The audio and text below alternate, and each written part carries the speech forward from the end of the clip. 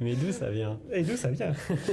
Et donc ces deux bateaux-là, ils sont partis du coup autour du monde. Et c'est même une histoire un petit peu aujourd'hui qui fait toujours parler parce que c'est une expédition dont on n'a jamais su où est-ce qu'ils avaient fini. Ils sont pas revenus. Ah, ils sont disparus en mer. Ils sont disparus en mer.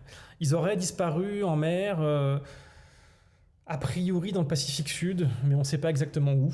Et il y a aujourd'hui des expéditions qui sont menées pour essayer de retrouver les bateaux de la Pérouse. Mais où sont passés les bateaux de la Pérouse? Une sacrée expédition. Hein. Sacrée expédition. Donc aujourd'hui, il y a encore des sous-marins qui sont affrétés pour ça. Enfin, c'est vraiment un sujet de recherche scientifique palpitant. Et même le roi... Moi, je vois la galère que c'était pour... je sais pas si tu te rappelles de ce petit bateau rempli de milliardaires ou millionnaires qui a implosé au large de l'Atlantique Nord, Ah oui. pas loin de l'épave du Titanic.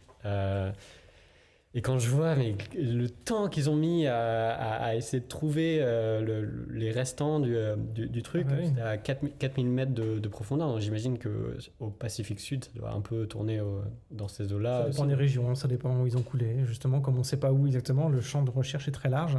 Donc il y a beaucoup de recherches, justement, un peu d'enquête dans le savoir des ancêtres. Est-ce qu'ils n'auraient pas vu ça? Des descendants, des machins, des trucs, des recherches génétiques. Enfin, il y a plein de recherches hyper palpitantes.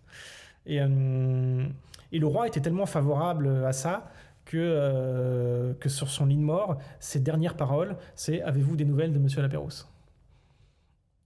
Et c'est quel roi? 1500, c'est... Un Louis quelque chose, mais je sais plus. Louis XII. Ah non, ça devait être 14, non? Oui, ou peut-être un 16, je sais plus. J'ai plus les dates en tête. Mais voilà, du coup, pour dire que c'est le genre d'exploration qui, moi, m'inspire. J'aime le côté exploratoire. J'ai toujours rêvé d'être un grand explorateur, comme Paul-Émile Victor qui allait au pôle Sud, enfin voilà, ou l'Antarctique, des choses comme ça. Et aujourd'hui, l'exploration, à mon sens, elle est sur, pas forcément en termes de géographie, parce qu'aujourd'hui la géographie est assez bien connue, les satellites, voilà, etc. L'exploration, elle est au sens méthodologique.